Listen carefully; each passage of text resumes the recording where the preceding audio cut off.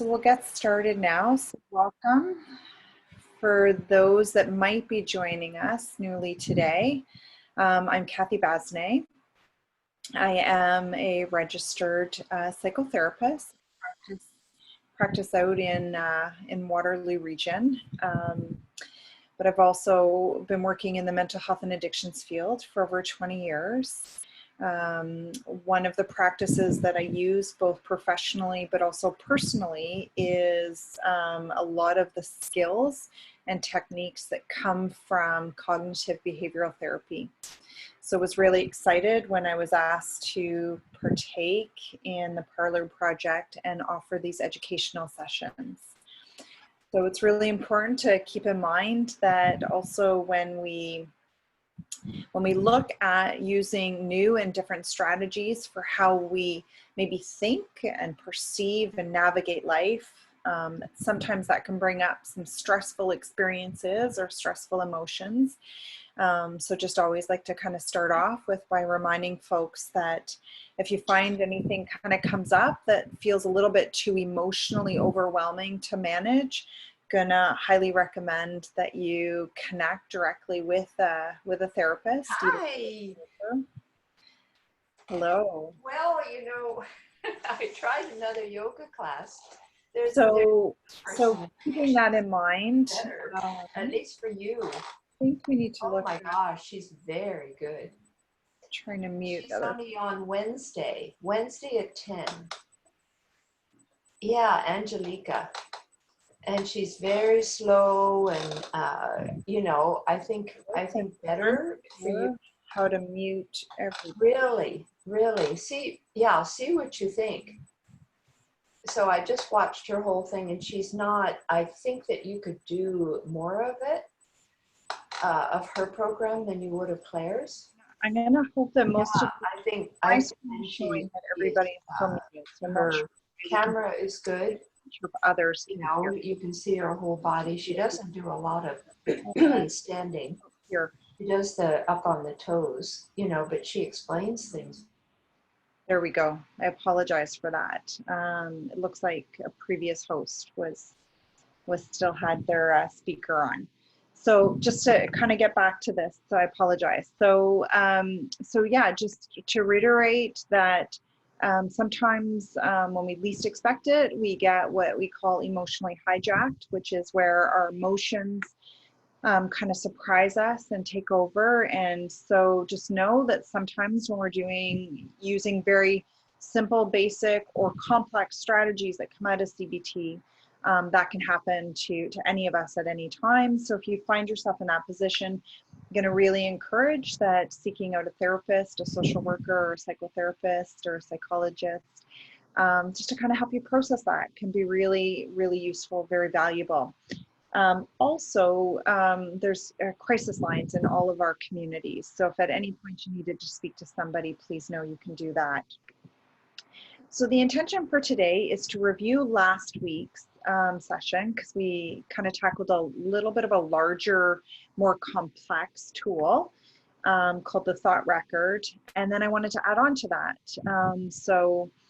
So when we look at the thought record, what we talked about last week is this fabulous tool that allows us to gently bring to the surface unconscious thoughts, or when we notice what we call hot thoughts that feel very difficult or very challenging. We have the opportunity to use this thought record tool in a way that gently challenges that thought and starts to help us create a new narrative. So again, as humans, we tend to understand and navigate our lives through what we call polarities. So we understand light by understanding dark. We understand good by understanding bad. We understand feeling good by understanding those low emotions. So in those polarities, we want to try and neutralize ourselves so that we can choose which direction to look in, knowing that the science shows us that our brains are wired for survival, not wired for happiness. So CBT skills are intended to help us nurture that side of our brain that seeks out, that looks for the things that are going to make us feel better, the things that are going to make us feel happy or happier, because our brain naturally looks for the areas of problems just out of its natural survival techniques and strategies. So with that in mind, the thought record starts off by identifying what's the situation we're in. So we identify the situation, and then we go to the next step, which is what's the unsupportive thought.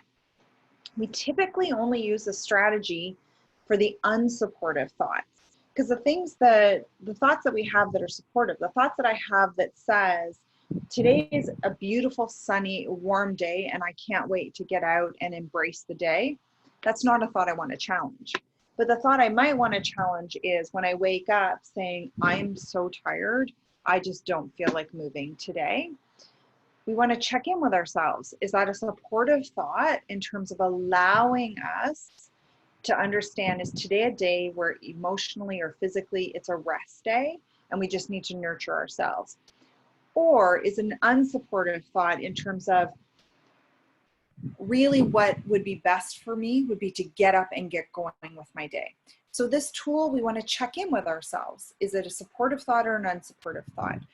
Often we have what are called theme thoughts that are unsupportive, which become hot thoughts. So I mentioned a few times now, the example would be just before I log on to Zoom, I have this anxious feeling that says something's going to go wrong, I'm going to mess up. So I don't need to have that thought. That thought's not really going to help me, other than if it's at a low-lying level in terms of just keeping me motivated to be prepared. But if the emotional levels are getting high where it's overtaking and I'm kind of getting into a session feeling rattled, that doesn't leave me in a position to be any good for anybody, certainly not myself. And so when problems occur, like I can't figure out how to turn the mic off for somebody else who's speaking, if my brain is being flooded with stress hormones, it's clouding the frontal cortex of my brain, that part of my brain that helps me think through situations. So as much as possible, I want to navigate, I want to come on to a call feeling as calm as possible, so that I have the ability to think through when a situation occurs. So what I want to do is recognize the theme of the unsupportive thought being that every time I get on Zoom, I have the thoughts of, I can't do this, I'm going to mess something up, what if something goes wrong and I don't know how to handle it? So I want to gently challenge that thought. So the hot thought is, every time I get on the Zoom call, I'm struggling, or every day when I'm waking up, the thought of, I'm just too tired, I don't feel like getting up or doing anything today. So those are the types of hot thoughts we want to kind of capture.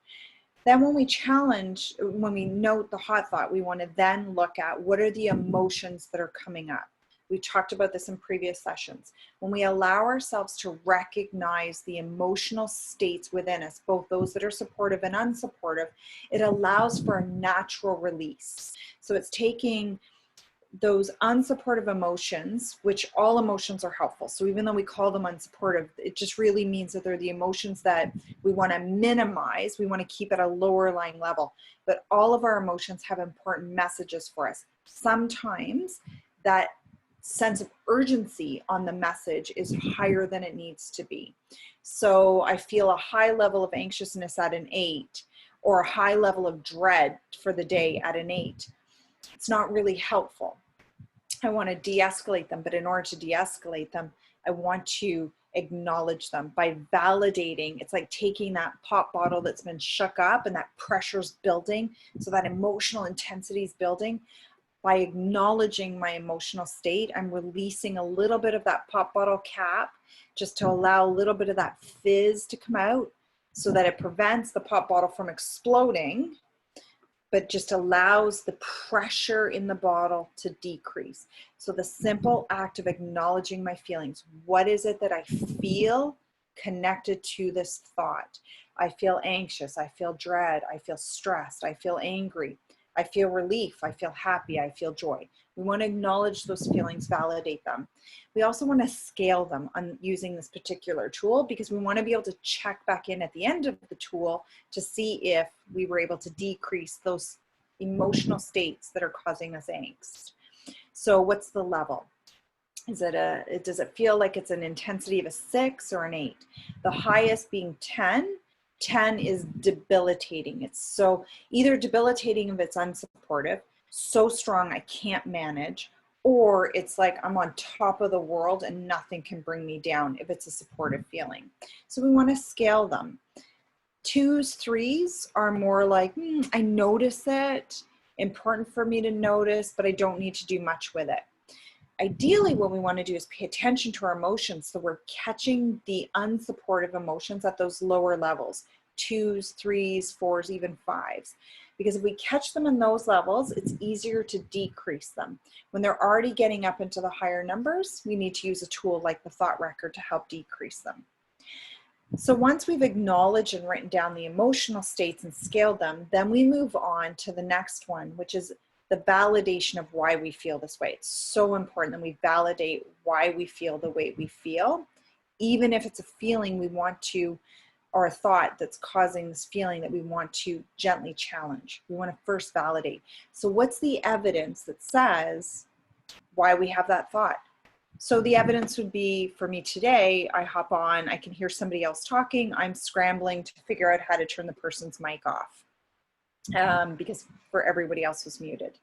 So that would be an example of future evidence that probably will, to some degree, feed that hot thought of, what if I get on the Zoom call and I can't figure something out, or what if I mess up, or what if something goes wrong? So that's an example of evidence that feeds that thought, that strengthens that thought, that gives the emotional intensity of that thought. So we list all the different evidences that we can think of that come up related to that. Then we want to move over to evidence that says maybe that thought doesn't need to be true, or maybe that thought isn't even true. So evidence of that would be, in this example with the Zoom, would be, it did take me a couple seconds, maybe 30, 40 seconds to figure it out, but I figured it out.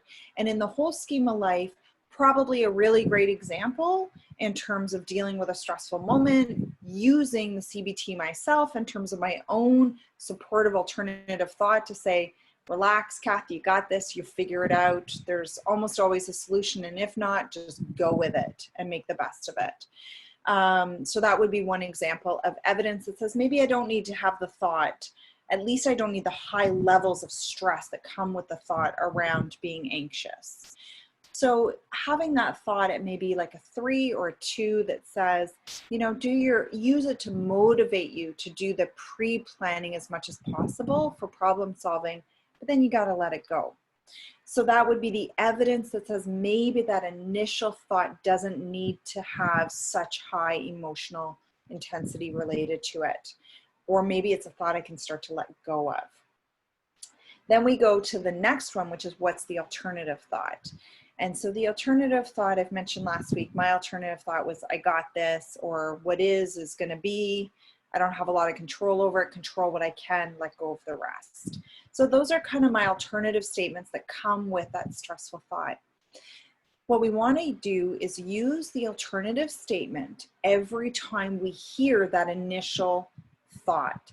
So when I could hear somebody else's voice on the Zoom call and I'm scrambling to still try and stay focused on delivering the message, but at the same time trying to figure out how to turn off the person's mic, it's a wonderful opportunity for me to be saying within, so I'm not saying it out loud, you folks couldn't hear it, but within my own head, I'm hearing the thought of, see, something always goes wrong.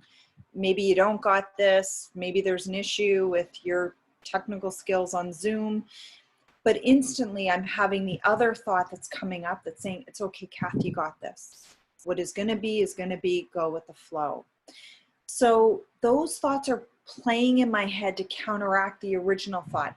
Why is that important? It's important because it decreases my stress levels. It allows me to go, and by doing that, I've activated what's called the parasympathetic nervous system. It's that de-stressing center in my brain, because the stressing center of my brain, which we call the sympathetic nervous system, the amygdala, was already kicked on. It was already causing the stress levels to rise. I want to counter that with a statement that sends the message to my brain that every time I say this to myself, it's time to de-stress, time to allow myself to relax. I want to relax my brain state because the more I'm in that activated state, the more stress hormones are flooding my body and brain. Those stress hormones start to clog the frontal cortex, which is my rationalization thought processing center. How can I think my way out of this situation if that part of my brain is flooded with stress hormones? It's an odd kind of reasons for why that happens. It's back in the primal days where we needed our brain to block out everything other than the one problem so that we could outrun or outfight. In this situation, I don't want to run and I don't want to fight. I actually want to be able to think. I want to think through this problem. So I need to shut down the fight or flight center by activating that parasympathetic center that says calm down, so that I can think through the situation. So that would be an example where the thought comes up and I've already got my alternative statement in place to counteract so that I can de-escalate and think through. So what we want to then do in the thought record tool is check in with ourselves. What's the emotional states that were originally coming to the surface, and was I able to deactivate them in a way that I saw decreases? If I'm able to see decreases, then that tells me very likely that that alternative thought that I have is working for me. It's a supportive thought that's going to help start to shift my perspective. So even little things like when I leave today's call, I can also now be saying to myself, even in a moment of that feeling of panic rising to the surface, I could remind myself that I got this, and I could think through and problem solve in a way that had very, very, very minimal impact in a negative way. What it does do for me is it sends the message of, I do got this. Even when I think I don't, I can figure out how to problem solve and manage the situation. So when we look from the original perspective of, as humans, we navigate our world through stories. I want to sit in the center. I want to be able to look at, I got this. I can figure things out in a way that supports me to problem solve. I also still want to be able to look at this side, which says, what are the warnings or what are the things that motivate me to be proactive around problem solving, around pre-thinking what might be the bumps in the road that I can try and figure them out in advance. When I sit in this place, I can look this way for a couple seconds, reassure myself that I've done what I need to do, and spend more of my time focusing this way in a way that allows me to actually really embrace and enjoy these 30-minute sessions every week. So that's, again, the thought record in review from last week. If today's felt like it was a bit rushed, I'm going to encourage you to go back and watch the video from week 3 that's posted on the parlorproject.com website and review that so that you're just continuously nurturing and understanding and building on this skill. If the CBT stuff feels really appealing to you and it's feeling like it's really working for you, today's session 4, we still have 2 more after today, but I am going to show you the book that is fabulous for using CBT skills, and it's actually a book that's meant for you to be able to work on and use from home. It's called Mind Over Mood. Really, really great book. So I'll just hold it up here for an extra second for you. Easy to get on Chapters or Amazon or any of those things. But a lot of the CBT skills are highlighted in here and it's set up as a workbook. So really great tool to be able to use on your own at home. So today's new skill that I wanted to introduce that complements the thought record is a skill called strengthening the new thought. So strengthening the new thought is a little bit of a variation of something that we touched on, I believe it was in week 2, which is looking at setting ourselves up to be intentional about looking for the positive things. So if I use the example I've been using since week 1 around my my fears around my technical skills using the online versions for sessions such as this, the strengthening the new skill is a pretty simple in its technique, strategy, but really valuable and really important to build onto our CBT practice. And what it is I put on a piece of paper my alternative thought.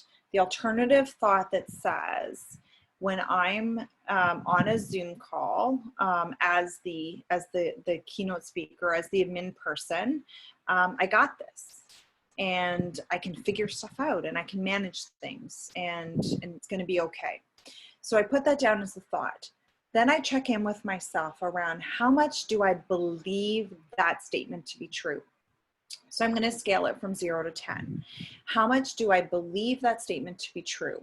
So some days when I say that statement to myself, I'm 90% I believe that to be true. Other days when I say that to myself, maybe I've had a bit of a harder emotional day, or I'm coming off a call that maybe didn't go as well as I'd hoped it would. Maybe my belief in that statement's a little lower. But I want to check in with myself because I want to look for consistency around moving forward in my belief of that statement. So essentially what we're doing is trying to create a core belief that says, this statement is true, and it becomes a natural fit where we don't have to be so intentional about creating that belief system, that it just becomes ingrained within us. When it's ingrained within us, it kind of pops into the brain on its own whenever it's needed without us having to do anything intentional. So this exercise is helping us move in that direction. So the next thing we do is we want to just sit there for a few moments and write down, what is all the evidence over the last couple days that actually tells me that this statement is true? And I'm going to write down every little example I can think of that says this statement's true. So if I was using a different example than the Zoom call, if I was using the example of noticing that I was waking up many mornings in a row thinking, I'm just too tired, I just don't feel like getting out of bed. If my alternative statement, I've worked through the thought record, and the alternative statement is, I know once I get up and get moving, I can really be intentional around making today a great day. So if that's my alternative statement, I'm checking in with myself on how much I believe it. Some days I'm going to believe it more than others. Maybe later in the day I believe it more than I believe it first thing in the morning when I check in. But what I want to do is start to write, what's the evidence? So the evidence might be, I noticed yesterday that within just 3 or 4 minutes of getting up and going into the bathroom, turning on some upbeat music and brushing my teeth, I noticed that already I felt better. So for me, there's an example I would write down that says, you know what, I know once I get going, I can make the day a good one. The other thing might be that I check in with myself at night, and I know that by the end of the night, I'm feeling rejuvenated, or it feels like it was a good day. And I'm like, why is it that I struggle in the mornings? Like, why does that feel like a struggle? I don't know, because at night I tend to feel pretty good about my days. So I write that down as evidence. So essentially the tool is a strategy towards training our brain to look for the evidence of the alternative statement that helps us feel just a little bit better and a little bit better and a little bit better. The goal is, how can I feel better and better and better, just good enough for today. So we want to chunk that into smaller steps. This is training our brain to look for the positive things. So that would be the strategy. So again, strategy is pretty basic. You write down the alternative thought that came out of the thought record. Then you check in, and you're going to use this tool many times in a day, or at least once a day, many days in a row. So each time you go back to use the tool, strengthening a new thought, check in with yourself. In this moment, how much do I believe the statement to be true? So if you're using it many times in a day, you're going to have many times where you've scaled it from 0 to 10. So maybe it was an 8, maybe it was a 6, maybe a 2, maybe it went back up to a 7. You just want to notice. The goal is, on average, moving in the direction of believing the statement more and more and more. Then the next thing is you're recording what's all the evidence that's happened over the day or the last couple of days that reinforces the new thought, that says this new thought is true for me, or I can make this new thought true for me. I'm training my brain to look for things that help me feel better, that give me that perspective of moving forward in a positive way. And once we kind of hit that consistently we're using 9s and 10s on this tool, that's when we can stop using it. We don't need to use it anymore because it's a pretty ingrained thought. It's now become, hopefully, a core belief for us. I'm pretty close to there, that even when I have the thought of, uh-oh, what's going on with the Zoom stuff, I'm pretty close to even consistently in the moment of feeling stress, believing the statement that I got this, I'm going to figure it out, even if it takes me a few seconds. So I'd say I'm probably averaging 8s and 9s. So I'm close to no longer needing to use the strengthening the new thought tool. But that would be an example. So that's the new strategy for today. And I want to add in, just we have a couple more minutes, I'm going to add in one more thing, only for those of you that feel like, that aren't feeling overwhelmed by the number of strategies that are being introduced. If it feels like you have the capacity to add in another strategy, another one I'm going to suggest that's very much similar to strengthening the new thought strategy that we just talked about is what we call a gratitude list or a gratitude prayer. And that is where you build in that once a day, whether it's every morning when you wake up, every night before you go to sleep, maybe it's a mid-afternoon practice, but the intention is that every day, building consistency, that you're going to sit down and you're going to take a deep breath in and out, and you're going to ask yourself the question of, what is it that I'm grateful for today? What are the things that I can be thankful for? And again, this is an exercise that's training the brain to look for reasons to be happy in life. The idea is that we want to list every single day 3 things. Here's the really tricky part.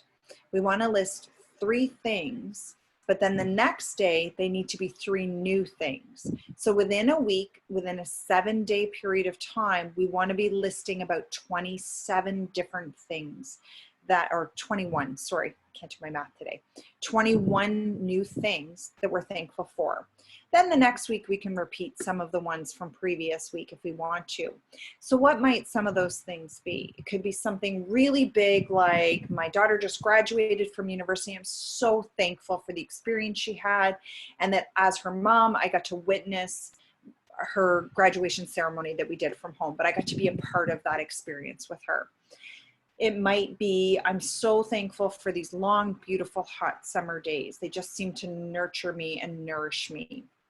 It might be, I'm really thankful that it rained today because we needed things to kind of cool off and my garden needed this.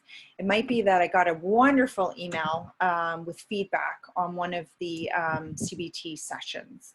It might be that today is a harder day and I'm struggling to think of new things. It might be that I am thankful that I have a warm bed to get into every single night. It might be that I'm very thankful that there's flushing toilets in the house that I live in. It might be that I'm thankful for the shoes that I can put on my feet that allow me to get outside for a walk on a hot day, so I'm not touching the asphalt. So some of the things are going to be big things that we're thankful for that maybe don't happen all the time. But some of the things we want to bring to a very practical sense, very practical. What are the things in my life that give me a sense of stability, that nurture me in ways that maybe I don't notice are things that I could be grateful for, because maybe I have change in my pocket. Maybe during this pandemic, I can say, I'm so thankful that I haven't lost anyone that I'm very close with, none of my immediate connections. So the really big things and also the really small things. I'm so thankful that I get to spend each week for 6 weeks with you folks. So the gratitude prayer is a wonderful strategy. It does have quite a bit of science behind it, that gratitude is one of those emotions that seems to have an easier time with switching our brain's focus from survival mode, fight, flight, or freeze, to feeling and looking for more reasons to be happy. We talk about finding the happiness within. So 2 new strategies for today. I hope you find them helpful. And a review from the thought record. And we'll just continue to keep building together on these strategies. If you're using the gratitude prayer, gratitude list, and you're using 3 things for 7 days, and you find on day 6 you just cannot think of something new, you've already named how thankful you are for your daughter, think of another reason why you're thankful for her. If you need to repeat some in the later days, go ahead and repeat them. It's better to still get up to the 21 than it is to lower the number. But what we're actively doing in this is training our brain to switch directions when we choose it to switch directions, to look for things to be happy or grateful or satisfied or content, looking for those more supportive emotional states to be nurtured and enhanced. So we're at the end of our time for today. I hope you have found it to be helpful.